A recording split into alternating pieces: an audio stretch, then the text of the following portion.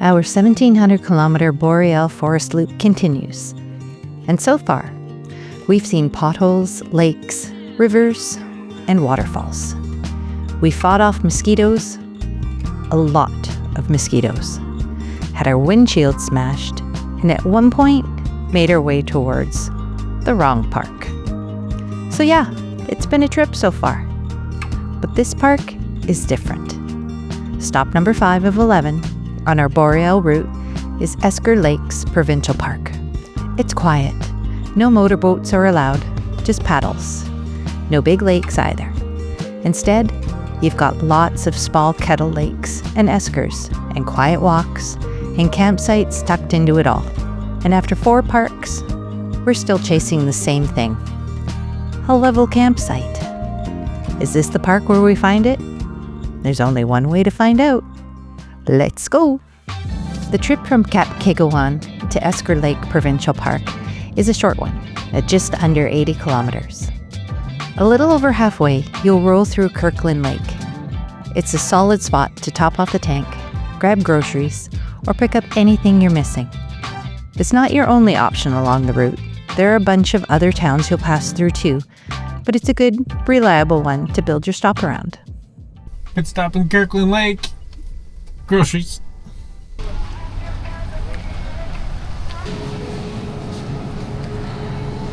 Miss Vicky's, what are you doing? Spicy pepperoncini and focaccia and vodka sauce pizza. Yeah, and there's... What the heck is vodka sauce pizza? And then there's... There is no English, but It's like cacio e pepe. spaghetti. Cheese and pepper is in French. Fromage et poivre. Okay. I don't know. I gotta try one of them. And if you're the type who likes exploring the towns along the route, Kirkland Lake actually has some worthwhile stops. This is old mining country. They call it the Golden Mile. So here you'll find the Museum of Northern History, the Kirkland Lake Miners Memorial, and if you want to go underground, there's the Toburn Gold Mine Tour. Even a quick swing through downtown gives you a feel for that mining heritage. Turn left.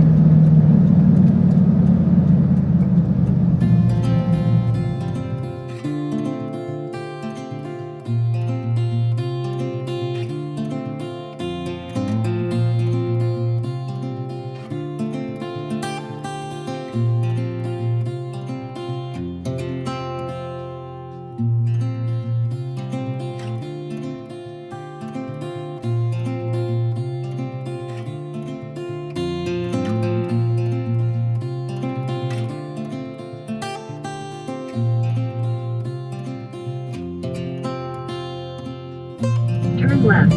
Then, you will arrive at your destination.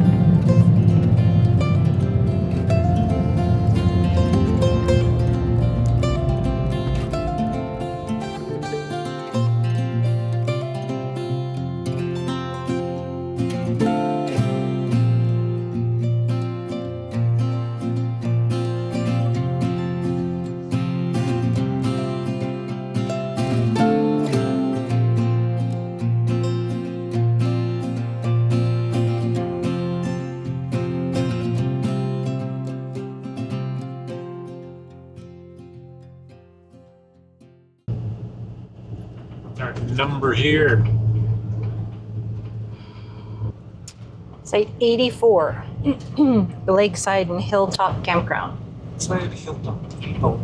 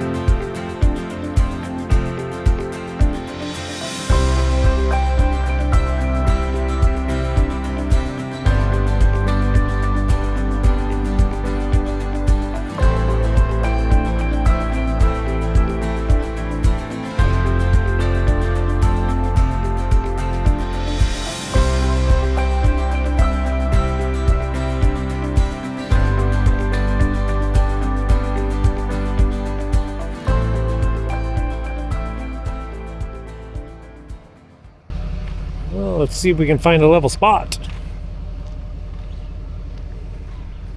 It's pretty crooked. Okay. Yeah, it's gonna take quite a bit of blocking. Coming this way, I guess, forwards, Do you and want to find something different? some or- blocks.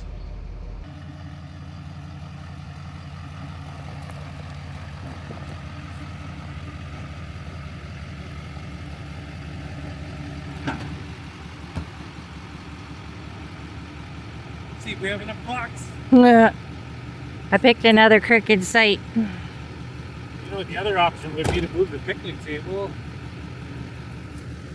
It's still gonna take a lot of blocks.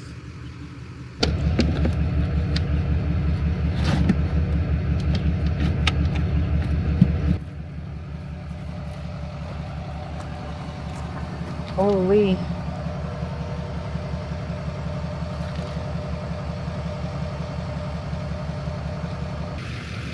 And block the hubs. Whoa! Perfect. Plan B. Try a different spot. It looks level, but it's you can see it's not. It slopes pretty good to one side. So rather than go way up on blocks, try up there. It's a huge site. Ooh, that looks level. I don't know. Nope. Maxed out. Maxed out the level. But the front's better. Front to back, you're good again.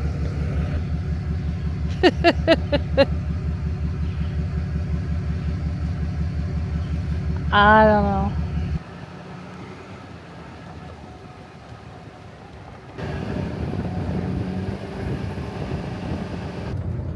So we're up at the park office. See if they can help us suggest a spot that would be good for us. There's lots of available spots, but there's not a lot of them that are level. Like they're Probably in the really, electrical like- ones they are more, but Yeah. not in the non-electrical. Yeah. Riffraff like us picking non-electrical spots. So we'll see what we can find. So fingers crossed. But it's not open all the time. Yeah. Kirkland like has 3 different gas stations. To this lake, and you can see that lake very I easily. guess at this point it doesn't. Yeah. Okay, we're all set up with a new campsite. 2 doors down. 2 doors down, but we already drove in it and it seems kind of level. Or levelish. Levelish. Lucky number 87. So they had all these crazy different chips today. It was just like mind-blowing. Chips I've never seen. But today, Miss Vicky's makes good kettle cooked chips. And we have these Restaurante series. Spicy pepperoncini and focaccia. Focaccia. Wow. Kind of smells like salt and vinegar.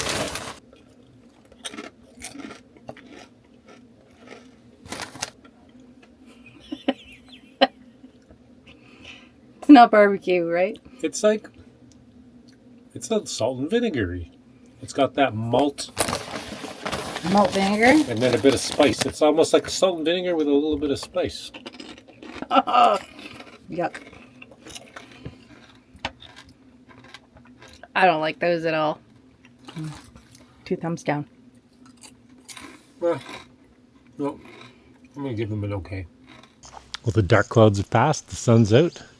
We're going to cook outside today. Let's get set up. One flat top.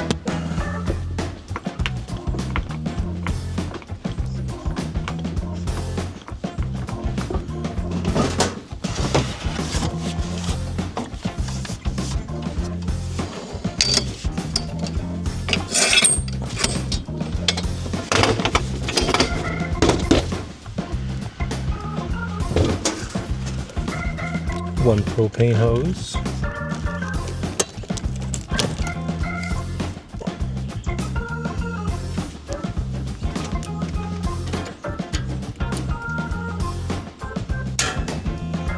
Even though I'm cooking on a flat top, I'm going to try using a frying pan to cook my ground beef.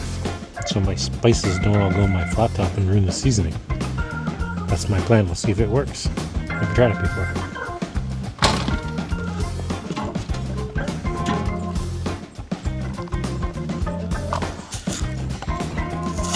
Oh, I didn't tell you what we're making. We're gonna make nachos on the flat top.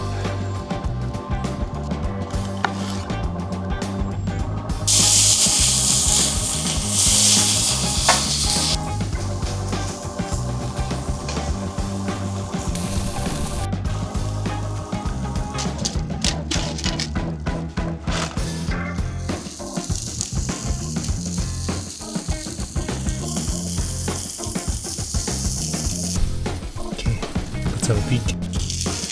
Oh, yeah. That looks good. Greenery.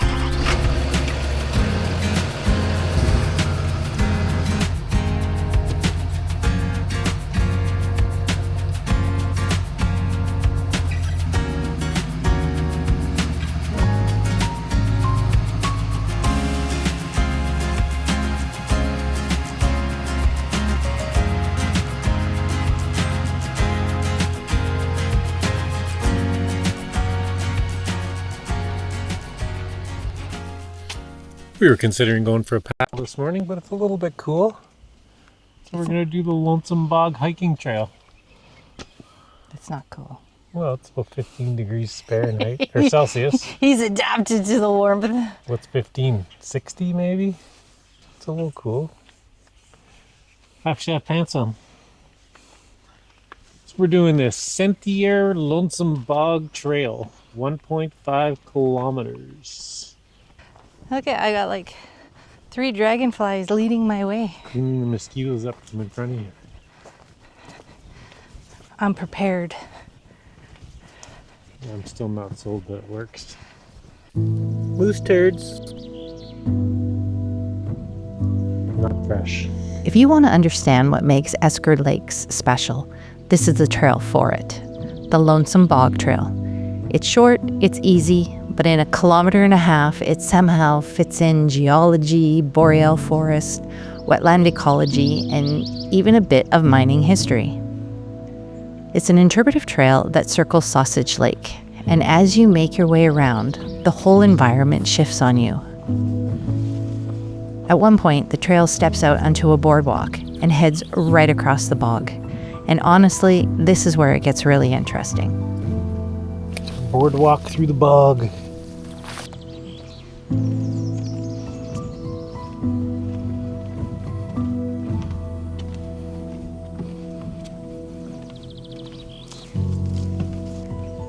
Because a bog is a tough place to live, it's wet, it's acidic, there's almost nothing for plants to work with. So every plant out here has found some strange way to survive. But here's the thing. This place is changing while you're standing in it. The beavers are doing the work. their activity is pushing the bog towards becoming a meadow faster than it would on its own. So you're not just walking through an ecosystem, you're walking through one that's moving.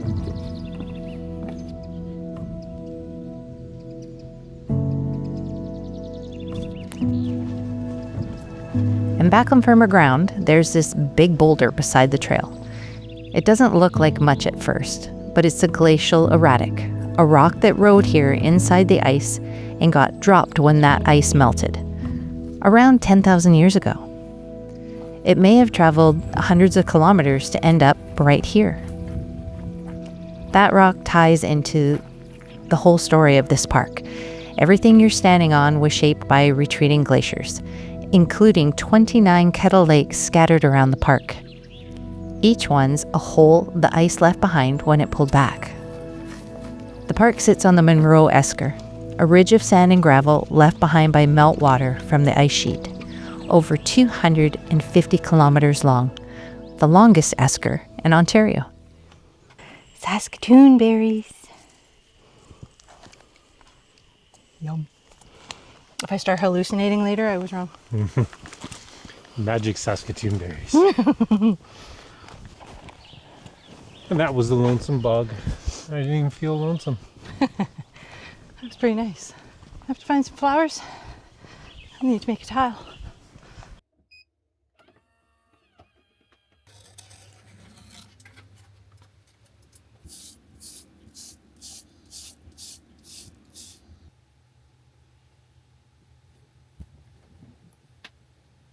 Esker Lakes Provincial Park has a little bit of everything, depending on what kind of stay you're after. Camping-wise, there are 103 camping sites, 65 with electric and 38 without. There are no full hookup sites here, so keep that in mind. You'll also find 3 group campsites and 3 backcountry sites. The facilities are comfortable, 2 comfort stations with showers and flush toilets, plus vault toilets scattered throughout the park. An RV dump and fill station, laundry, a park store, a playground, picnic shelters, and a fish cleaning station. And for swimming, there are 2 sand beaches, plus a dedicated dog beach. There are 4 hiking trails ranging from an easy 1.4 kilometer all the way up to the 9 kilometer Trappers Trail. But the paddling is what really sets this park apart. Around 15 kilometers of canoe routes winding through 29 glacial lakes, with short portages connecting many of them. No motorboats are allowed in the park, so it stays quiet out there. And if you don't have your own boat, the park rents canoes, kayaks, stand-up paddle boards, and paddle boats, with PFDs available too.